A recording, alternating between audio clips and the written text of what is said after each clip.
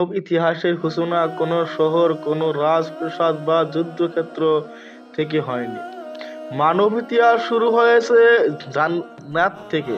সেখানে ছিলেন আমাদের আদি পিতা আদম আলাইহিসসালাম এবং আমাদের আদি মাতা হাওয়া আলাইহিসসালাম। ও তাদের জীবনের প্রথম অধ্যায়েই ছিল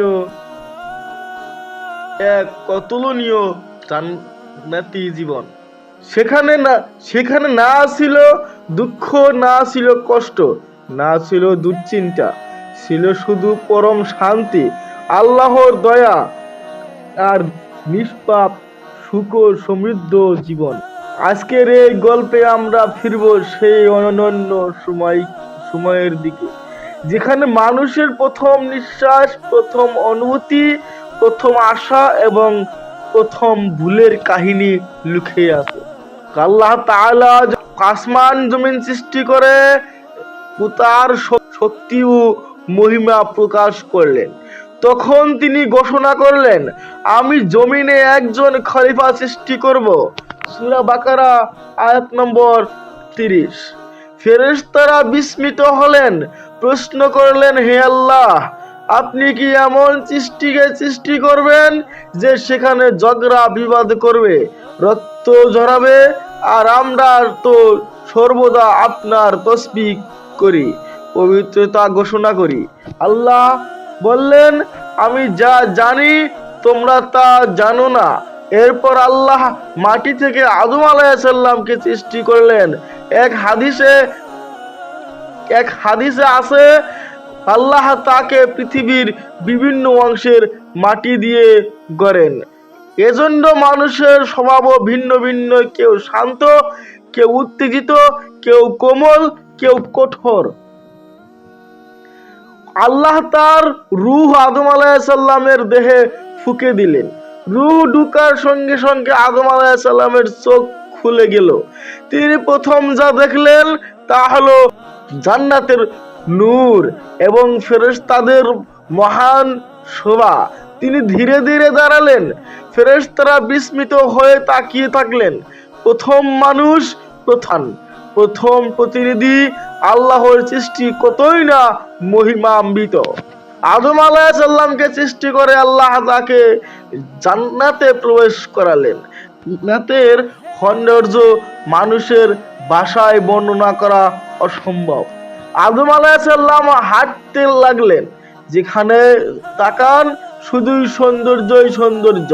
গাছগুলো এমন উঁচু যে তাদের ফল তার কাছে নিজে থেকেই ঝুঁকে পড়ে। বাতাস সুগন্ধি, পানির ধারা স্ফটিকের মতো স্বচ্ছ, পাখির ডাক গান হয়ে বাজে। কিন্তু এই অপার সৌন্দর্যের মাঝেও আদম আলাইহিসসালামের মন আজ করতে লাগলো, কিছু একটা নেই, কেউ নেই, আমি একা। জান্নাতের অসংখ্য নেয়ামতের মাঝে মানুষ একা হলে অনুভূতি শূন্য হয়ে যায়। আল্লাহ তাআলা তার একাকিত্ব জানলেন। একদিন আদম আলাইহিসসালাম গভীর ঘুমে আছেন। আল্লাহ তার বাঁ পাশের পাঁজর থেকে হাওয়া আলাইহিসসালামকে সৃষ্টি করলেন। তিনি জেগে দেখলেন ও তার সামনে দাঁড়িয়ে আছে এক মনোমুগ্ধকর, শান্তশিষ্ট, কোমল রূপসী নারী। আদম আলাইহিসসালাম বললেন, তুমি কে? তিনি উত্তর দিলেন, আমি হাওয়া, তোমার সঙ্গিনী, তোমার সাথী। আল্লাহ তাদের উদ্দেশ্যে বললেন, তোমরা জান্নাতে সুখে শান্তিতে থাকো, ইচ্ছে মতো সব ফল খাও, সব বাগানে ঘুরো। এভাবেই জান্নাতে প্রথম পরিবার, প্রথম সম্পর্ক, প্রথম ভালোবাসার সূচনা হলো। আদম আলাইহিসসালাম ও হাওয়া আলাইহিসসালাম দুজন মিলে জান্নাতে দিন কাটাতে লাগলেন। কোথাও যেতে কোনো নেই, খেতে কোনো কষ্ট নেই, থাকতে কোনো চিন্তা নেই। তাদের হাঁটা চলা ছিল নূরের মাঝে, তাদের কথা ছিল, তাদের হৃদয় ছিল পরিষ্কার।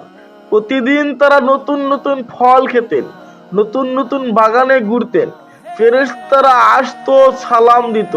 জান্নাতের নদীগুলো গুনগুন করত। কিন্তু এখানেই ছিল একটি বিশেষ পরীক্ষা। আল্লাহ ফেরেশতাদের আদেশ করেছিলেন, আদমকে সেজদা করো। সব ফেরেশতা সেজদা করলো, একজন ছাড়া, ইবলিস। আর অহংকার, হিংসা এবং বিদ্বেষ তাকে ধ্বংসের পথে ঠেলে দিল। সে বলল, আমি আগুন থেকে সৃষ্টি আর আদম মাটি থেকে, আমি কেন তাকে সেজদা করব? আমি সেজদা করব না আদমকে। এই অবাধ্যতার কারণে ইবলিস অভিশপ্ত হলো এবং জান্নাত থেকে তাড়িয়ে দেওয়া হলো। বের হবার সময় সে শপথ নিল, আমি আদম ও তার সন্তানদের বিপদে নিব ও তাদের। শয়তানের জান্নাতে প্রবেশ করাই ছিল তাদের প্রতিজ্ঞাই ছিল শয়তানের চিরন্তন হিংসা।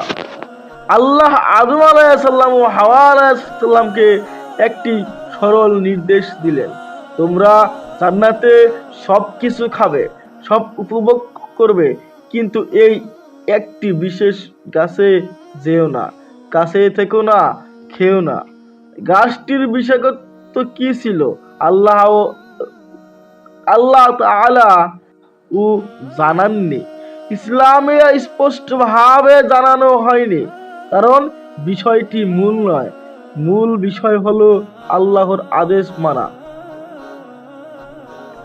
আদম আলাইহিসসালাম আল্লাহর কথা শুনে মাথা নত করলেন, হাওয়া আলাইহিসসালামও রাজি হলেন।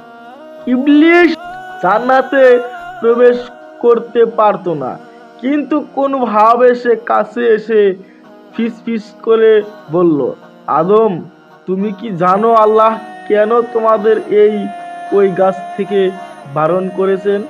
আদম আলাইহিসসালাম অবাক হলেন, কেন? শয়তান বলল, কারণ ওই গাছের ফল খেলে তোমরা জান্নাতে চিরকাল বাঁচবে, কখনো মরবে না। সে আরো বলল, আমি তোমাদের সত্যিকার উপকারী, তোমাদের জন্য ভালোই চাই। আদম আলাইহিসসালাম এবং হাওয়া আলাইহিসসালাম শয়তানের মূল উদ্দেশ্য বুঝতে পারেননি, কারণ আগে কখনো কোনো মিথ্যার সাক্ষী হননি।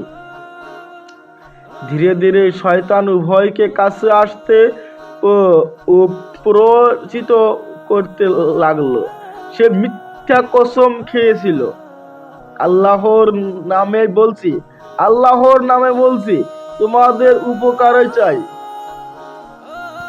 মানুষ তো কখনোই ভাবতেই পারে না যে কেউ আল্লাহর নামে মিথ্যা বলবে। একদিন শয়তান আবার এসে বলল, যদি তোমরা ওই ফল না খাও তবে তোমরা চিরকাল বাঁচবে না। আল্লাহ তোমাদের কখনো কষ্ট দিতে চান না, এটা তার রহমতের গাছ। অবশেষে শয়তানের ধোঁকা সফল হলো। আদম আলাইহিসসালাম ও হাওয়া আলাইহিসসালাম সেই নিষিদ্ধ ফলের স্বাদ নিলেন। ফলের স্বাদ জিহ্বায় লাগার সাথে সাথে তাদের শরীর বদলে গেল, তাদের লজ্জাস্থান প্রকাশ পেল ও তারা জান্নাতের পাতা ছিঁড়ে নিজেদের ঢাকতে লাগলেন। আল্লাহ তাদের ডাকলেন, আমি কি তোমাদের ওই গাছ থেকে বারণ করিনি? আমি কি বলিনি শয়তান তোমাদের পরিষ্কার শত্রু? আদম আলাইহিসসালাম ও হাওয়া আলাইহিসসালাম কাঁদতে লাগলেন। তারা বললেন, হে আমাদের প্রভু, আমরা নিজেরাই নিজেদের প্রতি জুলুম করেছি। আপনি যদি আমাদের ক্ষমা না করেন, দয়া না করেন, তাহলে আমরা ধ্বংস হয়ে যাব। এই দোয়া আজও মানুষের তওবার শ্রেষ্ঠ দোয়া। আল্লাহ তাদের ক্ষমা করলেন, কিন্তু শিক্ষা হিসাবে তাদের পৃথিবীতে পাঠালেন।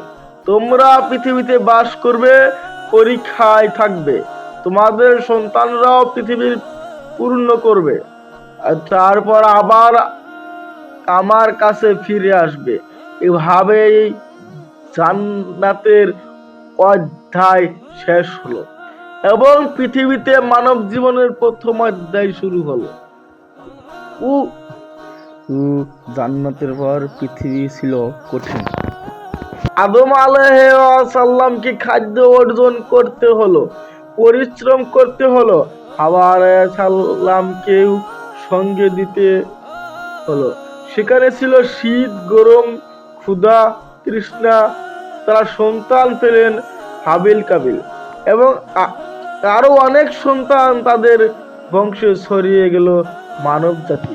পৃথিবীতে কঠিন জীবন যাপনের মাঝে তাদের হৃদয়ে এক স্থায়ী স্মৃতি ছিল জান্নাতের দিনগুলো। আদম আলাইহিসসালাম রাতের আঁধারে কান্না করতেন, হাওয়া আলাইহিসসালাম তাকে সান্ত্বনা দিতেন ও তাদের হৃদয়ে অনেক সময় অকুলতা জাগত। যদি জান্নাতে ফিরে যেতে পারতাম। আল্লাহ তখন ওহী পাঠিয়ে সান্ত্বনা দিতেন, হে আদম, তুমি তওবা করেছো, তুমি আর তোমার পরিবার যদি আমার অনুসরণ করো, সৎকর্ম করো, তোমাদের জন্য জান্নাত আবার অপেক্ষা করছে। প্রতিশ্রুতি মানব জাতিকে আশা দিয়েছে সহস্র বছর। আদম আলাইহিসসালাম ও হাওয়া আলাইহিসসালামের জান্নাতের কাহিনী মানব জাতির জন্য 3টি শিক্ষা দেয়। ও আদম ভুল করেছিলেন, কিন্তু তিনি তওবা করলেন, আল্লাহ তাকে ক্ষমা করলেন। শয়তান কখনো মানব জাতির বন্ধু নয়। সে আদমকে ধোঁকা দিয়েছে, এখনো মানুষের মনে ফিসফিস করে ভুল করায়। জান্নাত একমাত্র সৎকর্মের ফল। যে আল্লাহর আদেশ মানবে সে জান্নাতে ফিরে যাবে। বয়স বাড়ার সাথে সাথে আদম আলাইহিসসালামের মনে ও জান্নাতের জন্য আরো টান বাড়তে লাগলো। তিনি তার সন্তানদের বলতেন, পৃথিবীতে তোমাদের স্থায়ী ঠিকানা নয়, তোমরা আমলের পথে চলো। জান্নাতই মানুষের আসল জায়গা। তার মৃত্যুর সময় গেল, আকাশ থেকে ফেরেশতারা নামলো। আদম আলাইহিসসালাম বললেন, আমাকে সেই জান্নাতে ফিরিয়ে দাও যেখানে আমি প্রথমবার শ্বাস নিয়েছিলাম। ফেরেশতারা বললেন, হে আল্লাহর খলিফা, আপনি ধৈর্য ধরুন, অতি শীঘ্রই আপনি জান্নাতে ফিরে যাবেন। এভাবেই আদম আলাইহিসসালাম পৃথিবীর বুকে চির নিদ্রায় শায়িত হলেন, কিন্তু তার আত্মা যাবতীয় কষ্ট থেকে মুক্তি হলো। হাওয়া আলাইহিসসালাম ও আদম আলাইহিসসালামের মৃত্যুর পর দীর্ঘ সময় বেঁচে ছিলেন। তিনি সন্তানদের নৈতিকতা শেখাতেন, জান্নাতের কথা বলতেন। তার মৃত্যুর সময় তিনি দোয়া করলেন, হে আল্লাহ, আমাকে আমার স্বামীর সাথে জান্নাতে মিলিয়ে দাও। আল্লাহ তার দোয়া কবুল করলেন। আদম আলাইহিসসালামের হাওয়া আলাইহিসসালামের জীবনের প্রথম অধ্যায় জান্নাতে শুরু হয়েছিল এবং শেষ অধ্যায়ও জান্নাতে মিলন দিয়ে শেষ হবে। মানুষ পৃথিবীতে পরীক্ষা দিচ্ছে, কেউ সফল হচ্ছে, কেউ ব্যর্থ, কিন্তু একটি সত্য কখনো মুছে যাবে না, আমাদের আদি ঘর জান্নাত এবং আমাদের শেষ গন্তব্যও জান্নাত। যদি আমরা সৎকর্ম করি, এই হলো মানুষের প্রথম